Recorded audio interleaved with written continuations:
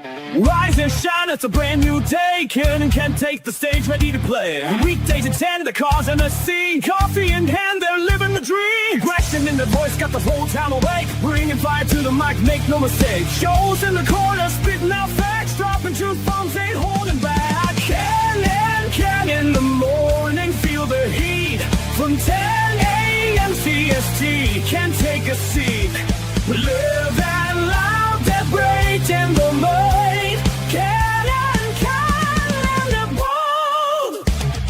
Light up your speakers, crank up the sound. They're talking about life upside down. Opinions exploding like a sonic blast. In the studio, they're built to last. With passion and grit, they engage and ignite. Every single week, they're a force can't fight. From sports to politics. This is a Huddle Sports Network broadcast. You can find us on Roku TV, Amazon Fire TV, Facebook, and of course YouTube. Get all your NFL news here first. Good morning. Welcome to a Victory Tuesday as the demons have been exorcised. The revenge has been had. And DJ Moore is in the hospital for evaluation. We will not get an update until Ben Johnson's press conference this afternoon after the Bears were victorious in Washington, beating those Commanders and their friends, the refs, in what was probably one of the better Monday Night Football games we've seen in a while. If the refs are their friends, the Bears didn't beat the Commanders. Jaden Daniels beat the Commanders with that fucking fumble and the other. Let me tell you. You know, I was on maybe part. Hey, good morning, Joe. Maybe part of the problem was I was on Bears X all night last night during the game. But my God, like the Roma Dunze touchdown they took away. Like, I'm sorry. There was no penalty there. But then, like, this is why I hate Monday Night Football. Oops.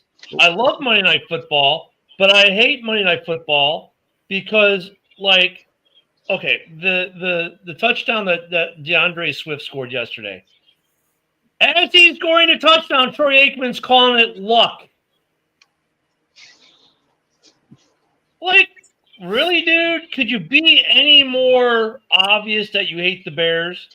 Like, at every opportunity he had last night, Troy Aikman is just a fountain of negativity when it comes to the Bears. Oh, it's okay. He did. Oh, the Bears got an interception? Yeah, well, that was all luck because this. I'm like, oh, my God, I just wanted to. He does the same bullshit for Green Bay games. I absolutely hate that son of a bitch as a commentator. I hate the NFC North. Mm-hmm. You know why? Because after 96, they couldn't beat us. I mean, not on a consistent basis. DeAndre Swift, and I don't want to hear any more Bears fans told we need a new running back, blah, blah, blah, blah. He is what we've been saying. It only took him a season and a half to have 100 yards on the ground. He is what we said he would be, given the opportunity. Last time was the first time they started to open up even the smallest of holes, and he expressed them. He got them out. Over 100 yards rushing, over almost 170 yards in total offense. Yeah, I'm just like, but the Monday Night Football crew, God, they're terrible. I have hated it from the point.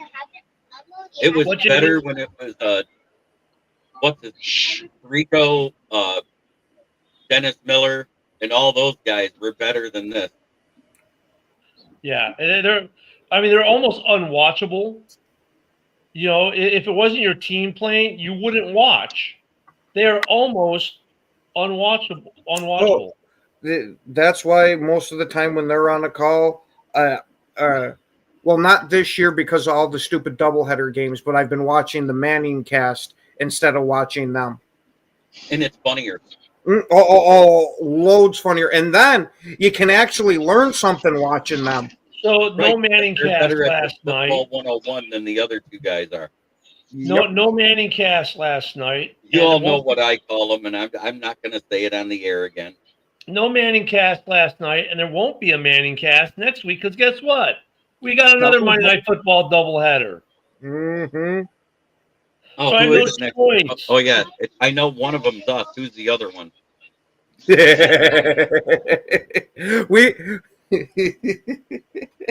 I'm trying to remember because they announced it last night. Yeah, I'm still sending this out to groups here, so I Oh, can't look yeah, at it. I gotta look it up. I'm not remembering offhand. That game though for the Lions and Buccaneers is going to be awesome. But I will say Oh, this. Texans and Seahawks. That's why Yeah. I didn't remember it because that one sucks. I'll say this though. Oh yeah. As I complained about this yesterday, but then the Bears and the Commanders deliver yet another exciting game on a nationally televised platform. I get why the NFL has been putting these two together on the national stage the last couple of years. They're all three have been great games for one reason or another. So, okay, I get that. And look at, I know the people who went to the game yesterday that were Bears fans were well taken care of by Commanders fans because they are a very accommodating fan base. They were very good to us when my wife and I were there last year and treated us like family. Nothing but respect for Commander fans. Commander fans have nothing but respect for Bears fans. So why the hell some people are trying to create this like rivalry thing leading into this game is beyond me because it's really just two good fan bases that enjoy football and actually have good games when they play. There's nothing acrimonious about these games amongst the fan bases nor the players. So they need to stop trying to force that. But it was a great game last night. It was frustrating for multiple reasons. I mean, both teams, look at the weather had an impact. The referees were just egregiously terrible, though. Go read my article, John. I didn't say one thing about the refs in it. Yeah, you haven't bitched about them because even in the comments the other day or yesterday, you were giving shit to the Lions fans that were bitching about it.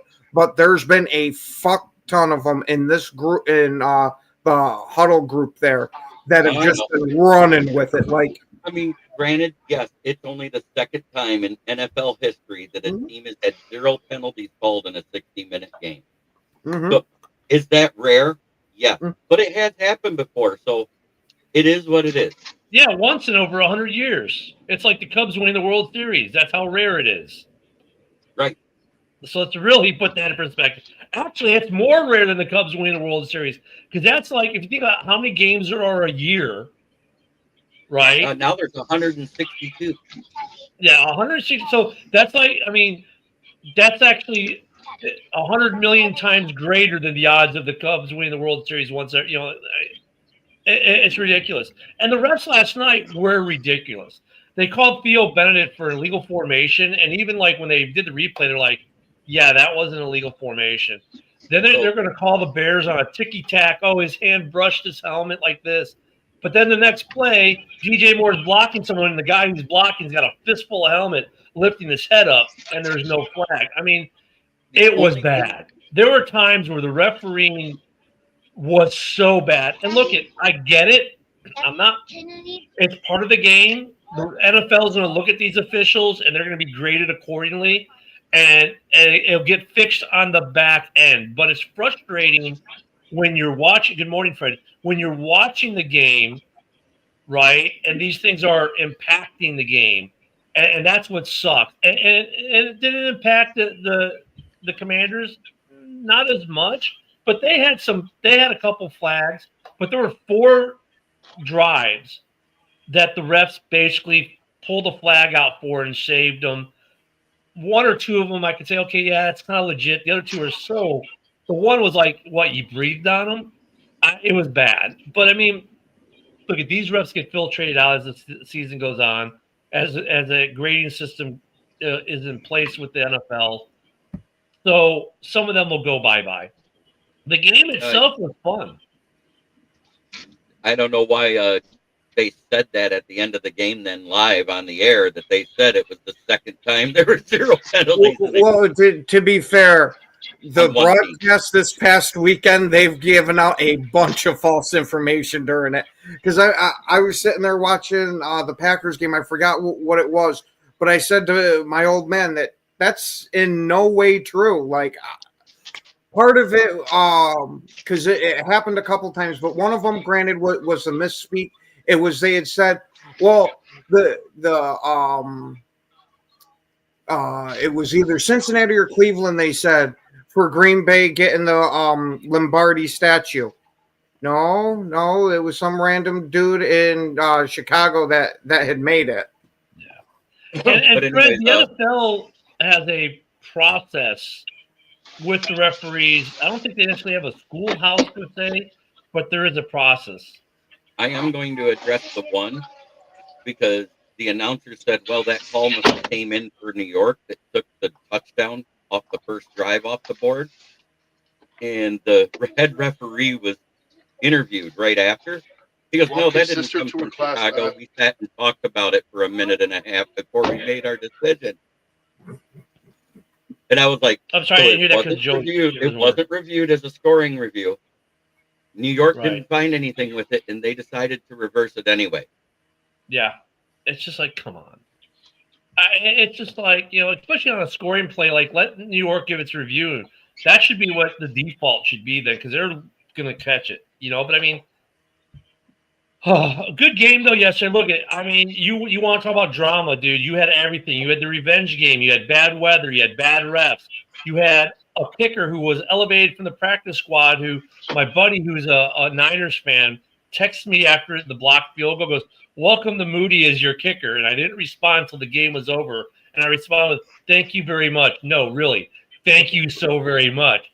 Because honestly, if they hadn't cut him, I don't know who the kicker would have been last night with Santos being out. But I mean, that game had everything for you last night. It was the Monday Night Football game that in terms of the outcome and the way it happened, the NFL loves because it had everything. You had drama, you had everything. The only thing that ruins it is Troy Aikman and Buck, like, with their mouths moving. It's just like, I still can't believe on that DeAndre Swift touchdown, right? Nice pass by Caleb. He breaks a tackle, and then he's gone. And as he's sprinting to the end zone, Troy Aikman, that's just Chicago's just getting luck. How about if they made a good play, dude? I mean, that Monday Night Football, we've gotten some good nationally televised games, be it Thursday, be it Monday now, be it Sunday Night Football even. Monday Night Football is the most unwatchable. Like, they got to do something with these guys. Because, like, people can get through Chris Collinsworth, right? People joke about it. You joke about Chris Collinsworth, right, and how his love affair with certain quarterbacks is. But then the same size, he said stuff that you're like, okay, dude, you're somewhat redeeming yourself, right? Like, he's not a complete douche. He's a half a step above Troy Aikman. Oh, I would say he's a little bit more because there are some games, like, depending on who it is, he's actually enjoyable. And then there are some games you're right, he's insufferable. Oh, my favorite is. Here's the thing. I didn't say it wasn't the right call. But what I'm saying is that it's a non-reviewable penalty. So technically, the call on the field was supposed to stand at the time unless New York called it in. Yep. And New York didn't call it in. There was a meme floating around X yesterday, and I don't know who made it at all. But there was a meme going around X yesterday that the author is unknown. But it said, it had the ref with the Commanders about across the chest. And this was a scoring play by Chicago. We've discussed it with ownership, and therefore we must flag it. That's what it felt like. I'm going to tell you, Ken, it's not a conspiracy against you. The refs suck all across the board this freaking year. Well, I've watched Micah get choked out, freaking tackled. We're not going to call. I've seen this shit on so many teams, especially with the major discrepancy between the offensive holding. You'll get some guys that put two fingers on them. Oh, that's a hold. But another guy pretty much gets hit with a baseball bat, and that's okay. Not only is that ruining the product of the field for the fans, but so are these commentators in some cases, right? Like, I'll let you read Fred's comment here because I'm reading it too. Well, yeah, but let me finish this thought, and then Ken, here's the thing. Like, even in the way the game was framed by the ESPN crew yesterday was very anti-Bear. Like they at every shot, and look, I'm not saying they have to shower the Bears with love and la-di-da-di, look how great everything is. But at every opportunity they had to, like, praise Washington and praise Jaden Daniels and praise the Commanders organization and praise them and say, oh, Chicago won't figure it out, blah, blah, and talk negatively about the Bears, they did. Like, and you got to realize this is Monday Night Football. The third biggest market on the planet, in the country, is watching this game, and your tact is to sit there and do nothing but speak negative of that team while praising the other at every opportunity you get. Oh, look, the grass looks perfect. Well, here in Washington, because of Jaden Daniels, who's such a wonderful purple person that people want to sign here. Like, dude, what the ever living hell? I mean, and it's not just those two. I watch other games where, look, I'll watch Lions Packers, and they're sitting there and they're loving on Jordan Love while hating on the Lions all day. It's like, dude, come on, man. Get these biases out. I mean, there's always going to be bias there with some of the crews. I get it. But why are you sitting there going to try to offend at least one fan base per game? Is that your goal here? Because if it is, you're just killing the product. And I tell you what, I wish I would have kept my SiriusXM subscription now, so I could have had the game on the TV and the audio come from that. You know what I mean? But go ahead, Ken, because you need to. I want to hear your response to that one right there. Yeah, that should tell you how much I can't stand Collinsworth. Yes, I know he used to glaze Rodgers, but it's not like he was the only one to sit there and glaze Rodgers. This is also going to the other comment there. Tom Brady even came out to the fact and said that Rodgers was the best passer. But we're going to leave that part off the table. Collinsworth is absolutely annoying with his shit on that. He finds a quarterback he loves, and he absolutely blows them. Like with Mahomes, the Chiefs won't even be on the field, and will sit there and still bring up Mahomes somehow. Man, AW, you are so right on that too, because yesterday there was a helmet-to-helmet hit on Caleb, and I'm like, oh, we're back to the Justin Field rules again. Can't get a flag for a helmet-to-helmet. But if the Bears even breathe on Jaden, the flag goes up. Like the Brisker penalty, I kind of get that. Yeah, it was low as he was pushed down low by the offensive lineman. So forget the pushing him in the back penalty. Throw the penalty for hitting Jaden.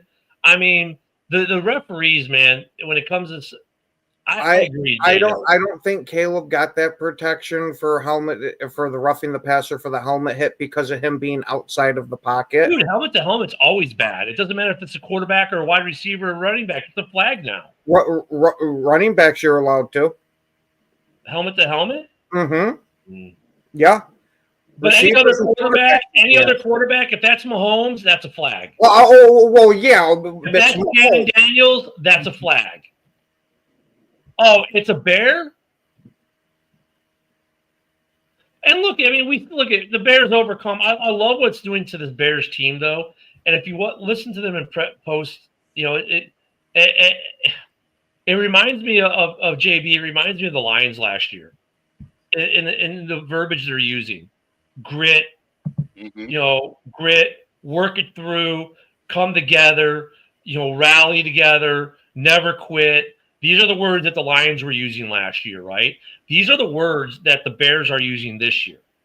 And the Ben Johnson effect, you can feel it, right? These guys, this is the other thing that I've noticed between the Bears of this year and the Lions offense, especially last year, the defense maybe not so much at times, that consistency of emotion.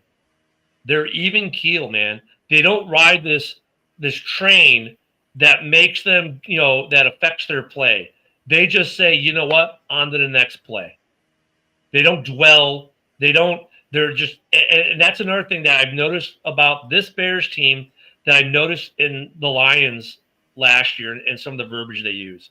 So, I'm liking where this team is going in Chicago. Our next up is the Saints. The Saints who have been playing surprisingly well.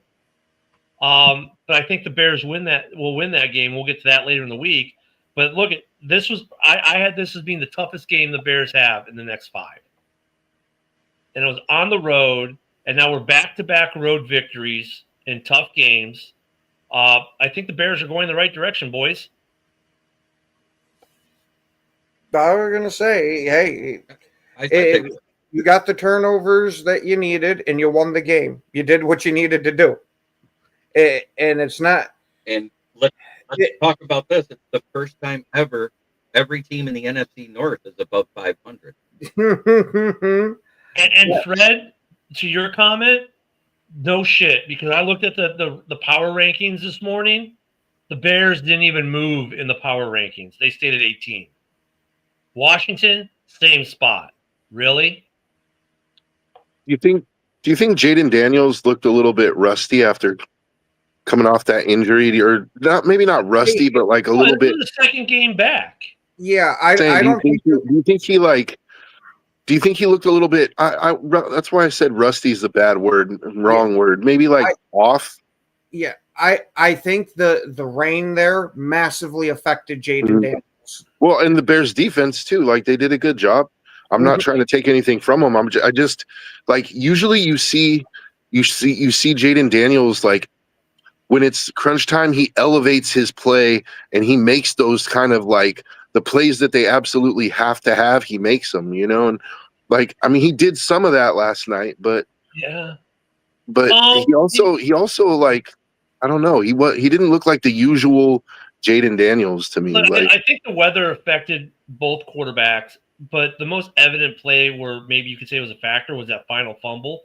But you're right. Give the Bears defense some credit because they were good on the run yesterday.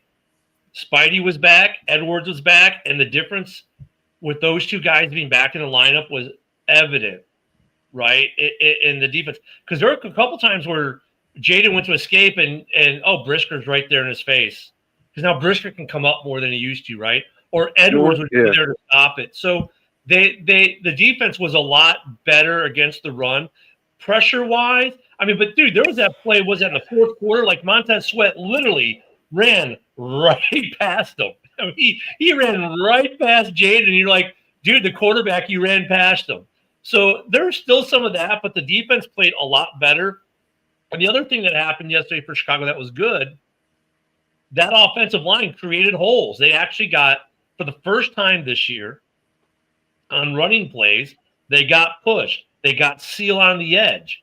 They created opportunities for their running game, and that's why the Bears won that game, to be honest with you.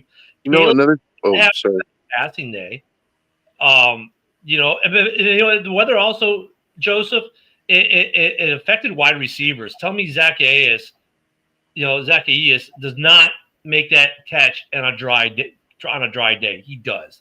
And he's put the ball right on him. Yeah. So there were a couple for both receivers on both teams where I think the rain kind of played, or the weather, the elements kind of played a little bit. But once again, that what I loved about the Bears post game, made no excuses for the weather. Like, we just dealt with it. And I'm sure if you ask the Commanders, they'll tell you the same thing. We just dealt with it. So, yeah, it was good. Yeah, Dorn, look, I don't think Dorn says, Caleb looked horrible. That's what Dorn's going to say. One thing I did notice in the fourth quarter that I thought, like, the Bears did a good job of was shutting down they didn't let Jaden Daniels escape for big chunks of yards. Like, he would get 2 or 3 yards because they would, they had somebody constantly, like, paying attention to him. And as soon as he would try to break out, and I think that might be why I say, like, he was a little bit off, was like, he didn't have the running lanes that he usually has, or, like, you know what I mean? He didn't make as much of a difference with his feet, especially in the fourth quarter. I felt like he didn't make as much of a difference with his feet. Joe, there's another thing. Keeping them to like 3-yard gains.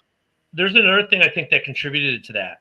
So a lot, the play action stuff on the play action stuff, even if it was a run play, they were still hitting Jaden.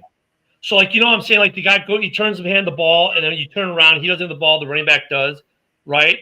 They would get the running back, but at the same time, they'd hit the running back and Jaden at the same time. They were putting they were Max Crosby in them, if you will, because Max does that too, right? Max always touches the quarterback no matter what, right? Yeah. Hey, I'm here. The Bears were doing that to Jaden last night. Like he would do a play action, and they would still tag him. Oh, well, we thought you showed the ball. You were selling the fake, and they got away with that.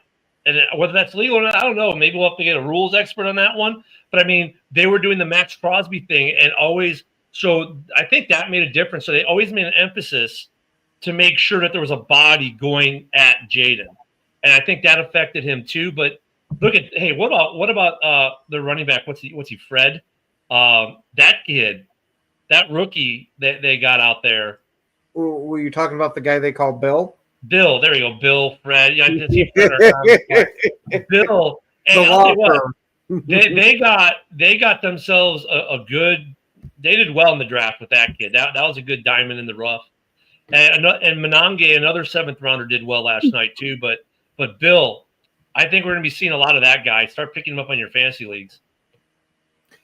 Hey, I wanted to know what JB had to say about this because Dorn said your team can't beat good teams. He was addressing Fred, but Fred's a Lions fan, on your right? schedule. Yeah. Yeah, I know. I thought you would have more for him than that, JB. Like, I'll say this again: you play who's on your schedule. You don't get to make out your schedule.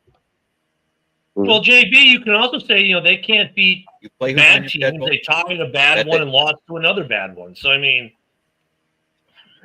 come on, it's like Because the Cowboys didn't even beat the Panthers. Now, Bill. I'm just Bill, saying. I know I was Bill. going to say we sure beat you though. well, hey, but I know the Bill. same Falcons. That's okay. Hey, and I The same admitted it, and I gave you the good same game on that. Falcons. The same Falcons that lost to the Panthers 30-0 just came and beat the Bills last night. And I was going to transition that because Bill's asking that, and thank you for getting me off the Bears rant, Bill. Dude, what the hell is up with Buffalo? I called. Didn't I call it yesterday? I said due to injury.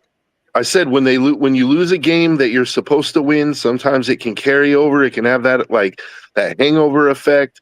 And I also said if it wasn't out of the realm of possibility that the Falcons could win if they played good football offensively, if Penix had a good game. And look, Drake London had like 150 yards receiving. Bijan had like 180 yards rushing. Yeah. I mean, defensively, I get it. The Bills have some issues in the secondary. We all knew that, right? But offensively, the Bills were horrendous again. They were out a starting guard and a starting tackle on the same side of the line, and you saw a big difference in that. That was the major difference for the offense there because Allen was constantly getting pressured in that game, and they didn't allow him to put his Superman cape on. That team goes as far as Josh Allen takes them. Yeah. Mm-hmm. Right, and if he's under pressure like that and can't escape the pocket and make things happen with his legs, you see what happened. James Cook is not to take over the game back like everybody thinks unless the O-line is solid. Yeah, they look at the entire AFC is upside down from what we thought it would be. And John, to answer your question, is there any solid team in the NFL today? Yes, the NFC North. Yeah, well, I still got this weird feeling with what we've saw this year. You're going to have a shit ton of teams either fucking 9-7 or 7-9. It just kind of has that feeling with the way it's working There is out. a good dichotomy. You're right, Ken. There is a good dichotomy in the league. Like it's always been like that. With the level of the difference between the first place team and the last place team is sometimes one player, and some lucky calls that go one way or another. Like last night. Look at the last two Washington games the Bears have had. Last year, it comes down to a luck Hail Mary play. Last night comes down to a freak turnover on a bad exchange, right? That's how the NFL is in general. In general, it's like that. But, I mean, as far as consistency, the NFC North is probably the most consistent division in football right now. Bill, I don't know if I would say that the Falcons are a great team. Like they're a team that you don't know which team is going to show up every Sunday. Like when they're on, they can be a really good team, but when they're bad, they look really bad. And let's be honest, like JB brought up, like the Bills are dealing with some injuries, and so there's nuance to everything. And I also agree with what Broski said that Josh Allen doesn't have a number one. He might not even have a legit number two receiver. Like let's be honest. I don't know. Keon Coleman's a hell of a fucking receiver. Yeah, I was going to say they did well drafting him. They got he's a good player, but I mean, who's the? I don't know. I just it's the Josh Allen show, and when Josh Allen can't do it, what a lot of it was Atlanta had locked down Keon Coleman. They designed their game plan to take him completely out of the game, and you saw without Keon, he absolutely doesn't have any other major receivers. No, I definitely can't agree with that. But Broski did give the Falcons some credit. You said he did give the Falcons some credit. He said they have some young. I got to ask this because I saw the report last night. Is there any word on DJ Moore this morning? Yeah, I already addressed that first thing. We won't know anything until Ben Johnson addresses the media at 2 p.m. Central. Okay, so there's no news yet. Just that you know that he was hospitalized and stayed overnight. We don't think it's serious. It was preventative, just to be sure. Because the only thing I can think of is he got his leg banged up on that one play, and then he came back in. Randall stayed with him last night, and it was precautionary. So, yeah, he might be home already. For all we know, he went there. They looked at him, said, "No, you're good, man," and he left. The report I heard is that they weren't going to be able to do any testing till this morning. That's why Antron Randall went with them and stayed. Yeah, so I mean, we won't know anything till this afternoon. I mean, it was precautionary. I think if it was something that would have been serious, we'd have heard something by now, right? Because that news always finds a way out. But yeah, he had. I don't know what DJ. Oh, no, are the DJ Moore trade rumors true? No, not even close. Oh, they're true. DJ Moore is not going to be on the team much longer. No. He might make it. He might make it to the offseason, but he's definitely gone this offseason if he makes it there. No, I'm just saying. Yeah, but because Keon Coleman, look up Keon Coleman, what he's done after week one. It's like 2 catches, 30 yards, 3 catches, 20 yards. Like he hasn't done anything this year. That's so simplistic of looking at it because it's not just what the amount of catches he has. It's all the other things he does to the table, right? With the blocking. Well, for a wide receiver, it's pretty important the number of catches you have, Ken.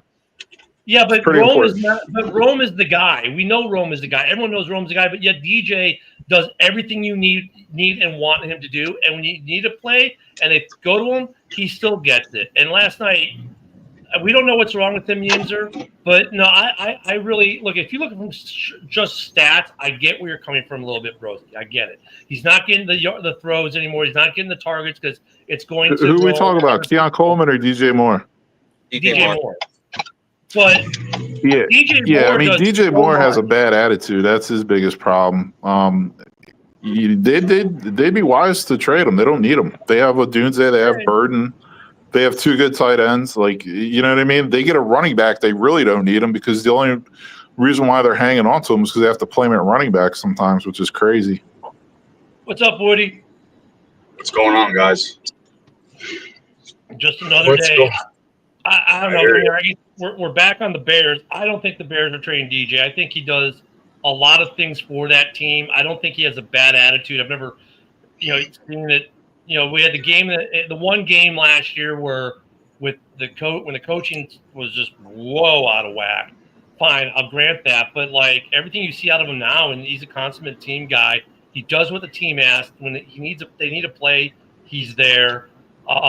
He does the running back stuff now and some of the other stuff. It definitely adds another wrinkle to the Ben Johnson offense. I mean, he does whatever they need him to do. And they have him do all kinds of things, and he does it all. So I don't know if trading him is something that we really want to do or are going to do. I agree. So how are you feeling after last night's game? Well, that was my heart's still fucking pumping, but anyway. It was a up and down game, of course. I mean, Bears. I see the running game. Swift had his best game of the season so far, and Monangai ran pretty good. It's just these the penalties. I mean, I don't know if they were too weak. That Benedict, legal procedure because he wasn't lined up. He was like probably a half an inch. I was like, good God, come on, dude. So we should have won that game, a lot more than what we did. And plus, I want to see some turnovers converted into touchdowns and not these field goals shit. Because that was terrible. So overall, the defense, I seen a lot of pressuring yesterday. That was something different. So maybe the bye week they woke up and said, hey, this is what we're going to do from now on. So it was a good game, but there could be a lot of some other improvements as well. Yeah, Woody, I think some of that was Edwards and Spidey being back in the lineup, though, too. That Brisker penalty, too. And I was like, dude, what the? So they played better than what I thought they would. When they were up 13-0, I was like, oh, well, this is the Bears. And they did the Bears thing, let them come all the way back. Caleb, again, it's like he's favoring people. Looking in the middle, Monangai on that 2-point conversion, they had him wide open on the right side. I don't know if he saw him. Darnell Wright's big body might have been impeded his vision on that one a little bit. Oh, then fucking trade Darnell Wright then. We need a smaller guy in there. But overall, I'm happy on obviously because of the win and stuff like that. Game ball, Jake Moody. I'm like, with that win and stuff like that and all that pressure on him, he's 4 for 5. That one he got blocked looked like probably the one from the Santos when Green Bay blocked him last year. So yeah, it's good, but I want to see the same intensity next week, even though we're playing the Saints. We still got to be on our P's and Q's. I think with the blocked field goal, when they looked at it, they got through. They just got through. The line just did not hold at all. They got through. It doesn't even. I mean, that was bad. And that was on the operation on the line. They got through, and I don't think it mattered what angle Moody took. They were getting that ball unless you could put it straight up 90 degrees, and still get it. But they got through on that extra point. On that field goal. I don't know the stats this season for blocked field goals, but it seems like this might be the season of blocked field goals, man. There's been a lot. Yeah. So far, there's been a lot. There are 2 more, and we break the season record for blocked field goals, and it's only week 6 done. It's probably going to happen, dude. It's going to happen. Oh, I know. That money is going to happen. Yeah. So, that's what I'm saying. I have to keep saying it's going to happen. Because all I'm thinking is those 2 blocked field goals are going to be Green Bay field goals. So I guess we'll be talking about this on Hallis Hall on Wednesday. We'll talk about, is there now a kicker controversy in Chicago with Cairo and Jake? Jake Moody was a 3rd-round pick just a couple years ago. A little inconsistent with San Francisco, but he was pretty good in his debut. He's got a bigger leg than Cairo does, so that's something we can talk about more on Wednesday night for certain. But yeah, they need to convert more of these look at the Bears. That's the other story. Another game with turnovers, 3 turnovers. The Bears have been really good at generating turnovers this season. I don't know where we are in the league standings now, but we're probably 1 or 2. I'm not keen on this Deshaun Wright guy yet. I mean, he came on strong after the half and in the second half of the game, but. If we go after anybody, it better be a cornerback to fill in for Jalen Johnson, because I'm not keen on this guy. I get what you're saying. Like there are some plays like, wow, he just made a great play, and then there's other plays like, dude, really? Yeah, right. Yeah, but that reminds me of? It reminds me of Tyreek Stevenson last season. Yeah, I was just going to say that, and hats off to the Bears rush defense. I mean, again, this bye week, Ben Johnson must have let laid the law down on coaches, players, and everything. It says this is what's got to get done because that rush defense, I mean, was awesome. Subtract Jaden Daniels' runs yesterday. How many yards did they have? Not too many. No. And here's the interesting thing. So last night the graphic was the number one rushing offense against, or a good rush. Yeah, they were number one rush offense, weren't they? Something like that. Worst rush defense. Yep. And then good rush defense against bad rush offense. And it was like the roles reversed in that game. The Bears were able to rush when they needed the rush. The Commanders weren't. The Bears were able to stop the rush when they needed to stop the rush. The Commanders couldn't. So that's what I love about the NFL this season, guys, because look, it's like I said a couple weeks ago, the Bears or the Packers destroy the Lions, who destroy the Bears, who destroy the Cowboys, who tie the Lions or who tie the Packers, who lost to the Browns. They got destroyed by the Lions. That's the dichotomy of this league. It's like you can't just say, well, you lost to this guy, we beat this guy. No, because you know what? The guy you're losing to, the other team's beaten, and the team that you're beating or you're losing to, the other guy's beating. The dichotomy is so off the charts. You know what this is a perfect example of, and it gives me a beautiful tie-in for Joe and I's show, MM Maniacs, is how many times do you hear fight fans say, well, this guy beat this guy, so he should be able to beat him. Oh, my God. When styles don't match up perfectly. Hey, Ken. It's called MMA math, and it doesn't work. Ken, I was thinking about that too, because when these favorites in the MMA or UFC matches, you better bet on that underdog. Unless it's Ilya Taporia is the favorite, don't bet against him. Did I hear that called right? MMA meth? Yeah, they call it MMA math. Yeah. I mean, the dichotomy in this league is bigger. Even the bad teams. Like, look at the Bears and Austin and I are going to talk about this for 2 hours. I'm going to go on his show and he's going to come on House Hall. Like you look at the Saints. And, you think, oh well, they're a losing team. That's going to be a dog walk. Dude, the Saints have been in games. The Giants are a team that you look at your schedule like, yeah, whatever. Now all of a sudden they're in games. You look at Cincinnati, who should have been a dog walk the last 2 weeks for NFC North teams. They were actually in games, right? I mean, even the bad teams, there's that dichotomy that the records don't show it, but that's like last year when the Bears were in this losing streak. It's not like the Bears were getting destroyed. They were in games. They were a good team that wasn't getting good results. This year, they're a good team that's getting good results. It can be that simple, like that one play that didn't go your way last year, but goes your way this year. That's the difference in these games. It really is. So I wanted to talk about, like, in the beginning of the season, we all pretty much assumed that Buffalo was going to run away with the AFC East, right? But now you have a Patriots team that's ascending, right? Yep. And you have a Bills team that sort of seems to be declining, or they're dealing with some issues, right? Yeah. So do you still feel like Buffalo runs away with the division, or did it just become a lot more interesting, Yeah, I still think they win the division, but not run away with it. I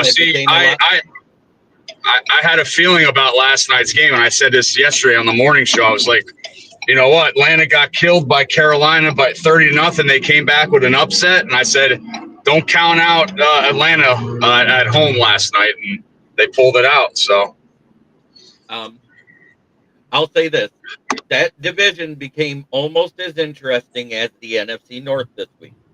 Yeah, if you think about it, because now you got a team that's dealing with a lot of injuries and not playing to their potential, and the other team got healthy and is rising up to what we expected them to be. Because we all said we didn't think the Jets or Dolphins were good enough to compete with the Bills. We said this in the beginning of the season. The Jets can't compete with anybody. No, I wouldn't say that. I mean, look, the Jets lost on another heartbreak. The Jets are a perfect example. They're a team that's been in games, just can't get that lucky bounce. I disagree. All of us that sat on the couch and watched the games at home had more net yards than Justin Fields. Thank you, JB. But JB, that doesn't matter. But JB, that doesn't matter. That game came down to like the very end of it to decide it. They are still even with the bad passing day by the negative 10 yards, whatever, and all that crap, the Jets are still in games. They're not getting blown out 42-6. They are in games. They're competitive. They're not getting the breaks this season at all. Now with it's Jets defense though. Really, you got to think about it. And with I think Justin Fields ended up with 44 yards. That's Chicago days right there. Yeah, he couldn't even run last week. That's how 9 times he got sacked. 9 times. That's like Lamar. That's like Lamar Jackson getting sacked 7 times. Unbelievable. It's the Jets are still in games, but as far as the original question, right now it's like JB said, it's so very interesting because one team's ascending as they got healthy, the other team's got some issues. If the Bills cannot figure out their health issues or get the next guy up, then this division is not theirs for the taking. It's going to be a battle. If they can get right though, because when the Bills are right, they are phenomenal. If they can get right, they'll run it. But right now, they haven't shown that they can get right the last 2 weeks. I also think there's more to it than just the Patriots getting healthy. Like, I think that's a good part of it. But I think Drake May is starting to really show that he's that guy. They made a really solid draft pick with Travion Henderson. Like, he's starting to produce. Early in the season, he was kind of like, he's a rookie. You don't really expect too much, but he's starting to produce now. Like, I think the Patriots, especially under Vrabel, it seems like they're starting to believe in themselves a little bit.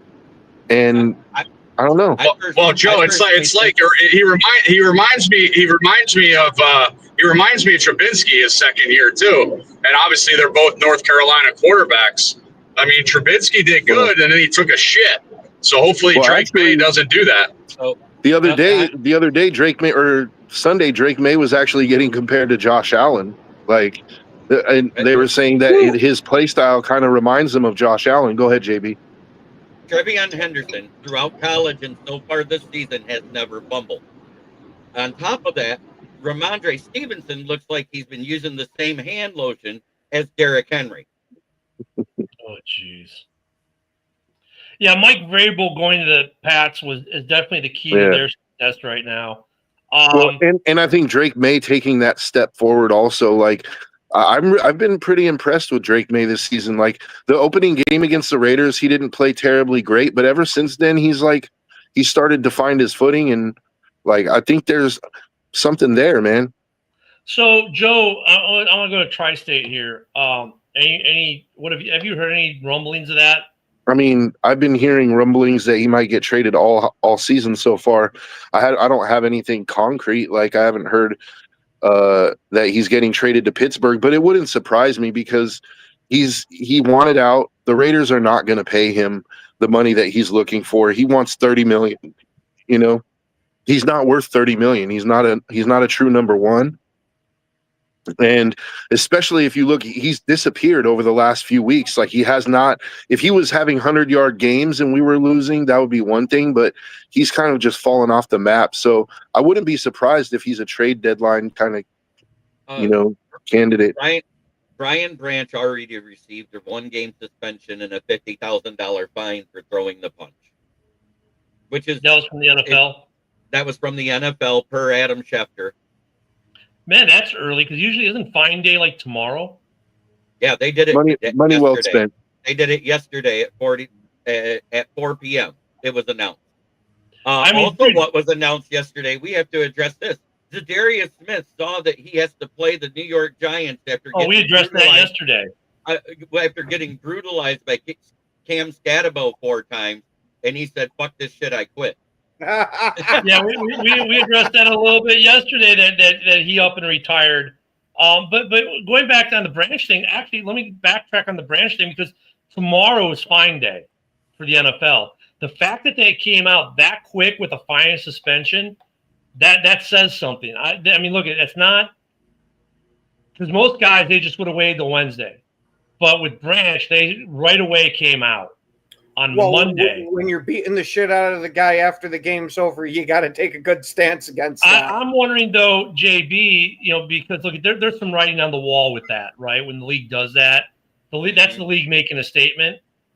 Are the Lions planning? Have you heard anything? Are the Lions planning on doing anything additional on top of what the NFL did? I have not. I heard that Dan Campbell took him aside after the post game and everything was done in the and whatever happened in the locker room. I don't know what happened between that. I'm leaving that as in office stuff. Let them handle whatever it is. But now Brian Branch comes out and says he's going to try to appeal the decision. And I said, this is fucking stupid. Yeah. And I'll tell you why. He threw 4 punches in that game at the end of that game. Like, so take your 1-game suspension. The fine was already issued, John. The fine and the suspension was already issued. They were making a statement. If he appeals this and it goes bad, that means he could get 1 game per punch. I mean, just like learn from Jordan Addison. You know, Jordan. Like, I mean, for all the shit we give the Vikings about Jordan Addison, don't say that. Jordan tried to appeal it too. He just got told he wouldn't win, so he dropped it. And I think that's the same but he took it. thing. Who was the other guy who got suspended?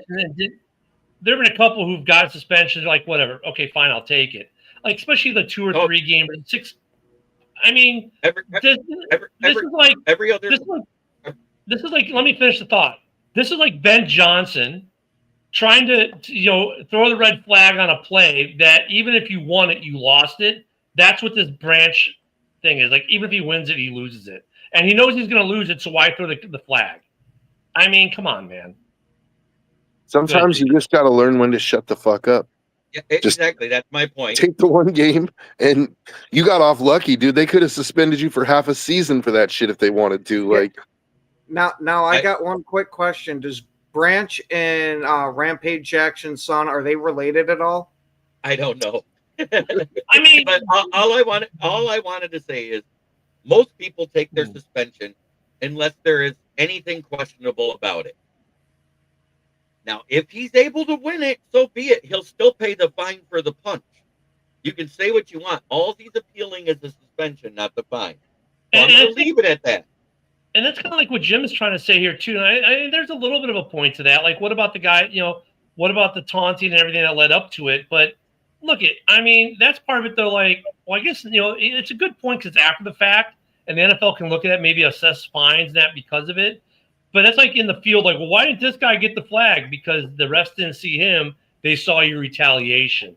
And isn't that always the case in almost everything? Like when a guy gets arrested, well, what about the guy who threw the punch and then I returned my punch? Well, we didn't see that one, but we saw yours. Mm-hmm. There's a little bit of that there too. It's like that movie Black Mass with Johnny Depp when he plays Whitey Bulger, and he's telling his son, he's like, you didn't get in trouble because you punched the kid in the face. You did it because you got caught. He's like, hey, all I'm saying is you got caught, take your lump, and sit out the 1 game and be able to come back after the bye. That's what I'm trying to say.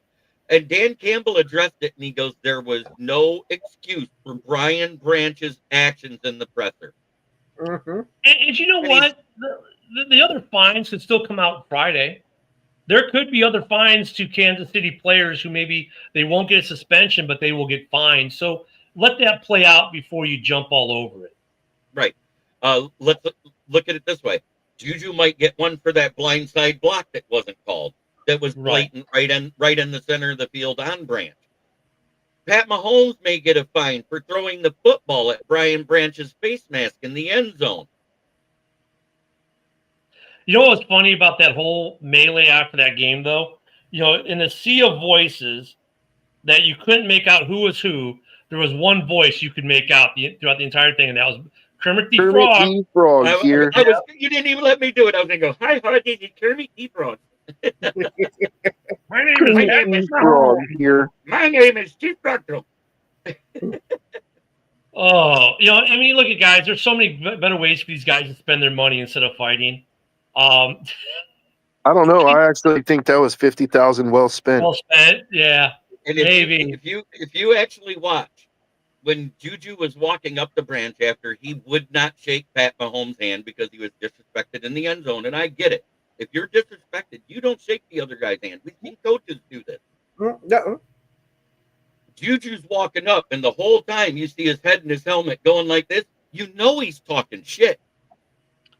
Grant finally, after he got close enough, said, "Fuck you." That's the other thing, though, too. It's like, the NFL is, some of these, we've seen some taunting flags this year. You're like, really, dude? And then we see other times where it was like, oh my God, like, how more obviously that this is taunting can it be and they don't flag it? The problem I'm having with the NFL right now with the refereeing in general, and last night was no exception, and this has been a problem for at least the last 3 years, maybe 4. It's gotten progressively worse, is the inconsistency of how the game is called from game to game. It seems to be getting worse, not better. And John, I'm not crying. I'm saying he should take his lump. I'm not defending him. I'm saying what he did was wrong. The bigger point, though, like, and John's missing that saying, because Packer fans do it too. We all do it. Every fan base has been complaining about the refs this year, and every fan base complained about the refs last year, and every fan base complained. Guess what? The year before that, and the complaint has always been somewhat similar. The consistency of play calling, of what gets a flag and what doesn't get a flag, is not consistent. They will flag you for even breathing on Mahomes, but Love or Caleb can get their head taken off, and there's not a flag. They'll flag someone for staring at someone after a touchdown, but they won't flag the other guy for throwing the football at his feet. That's part of why I absolutely hate this now taunting penalty bullshit. I have the whole mindset of, you don't want the guy to taunt, well, stop him from making the play. I love the taunting. What happened to the NFL that all the trash talk was a part of the game? Because NFL, it's gotten woke. You said it. NFL and Roger Goodell. You know what NFL stands for under Goodell? The No Fun League.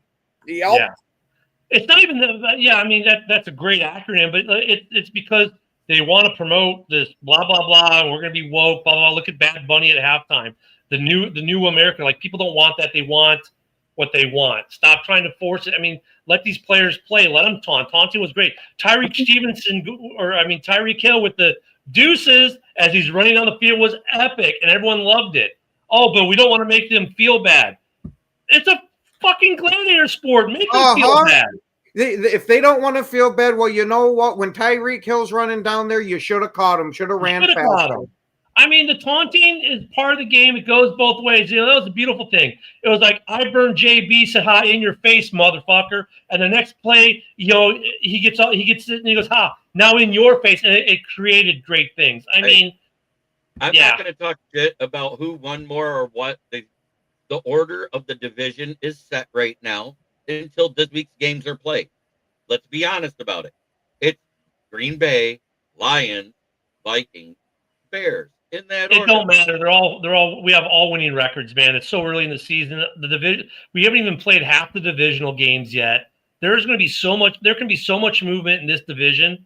It could flip flop 3 or 4 times between now and the end of the year. It really could. I mean, I don't know. Fans like, okay, when you get to week 13 or 14 and you've got a 2-game lead, go ahead and talk a little bit smack about where you are in the division. When you've got everyone's got a winning record, and you're talking what's a half game between first, second, and third. Dude, really? This isn't boast your chest out days yet. You're not there yet. No one's winning out. I mean, look, if the Bears schedule right now, we could win the next 4. What they win the next 4, but everyone else flips up because they have some hard games, and all of a sudden the Bears in first place. It's not like, oh, the Bears are the dominant team in the division. No, the way the schedule's worked out, we happen to be on a good run right now. Right. Well, to be fair, we have a cupcake schedule coming up. And right now we're getting ready to come into our most brutal part of the schedule, and I'm not, because the Giants look better than we thought they were. Yeah. The Commanders are still the Commanders. They're somewhere in the middle. Philly looks like they're declining. Say what you want. And they just lost 2 in a row to teams they shouldn't have. Right. And the way this season goes, who knows? Maybe they beat you. That's like with the Bears and the Saints. Don't sleep on it. The Saints have been in games. The Bears and the Giants, don't sleep on it. The Bears and Cincy, don't sleep on them. Don't sleep on the Browns. All these teams can beat you. That's the beauty of the NFL. And we're out of time today. Don't forget to join us tomorrow again for Ken and Ken in the morning. Tonight, JB and myself will be on the Driving to the Top Productions roundtable, And we'll be back here tomorrow for another full game. Yinzer, we'll talk about that, of course, as well on the House Hall tomorrow night.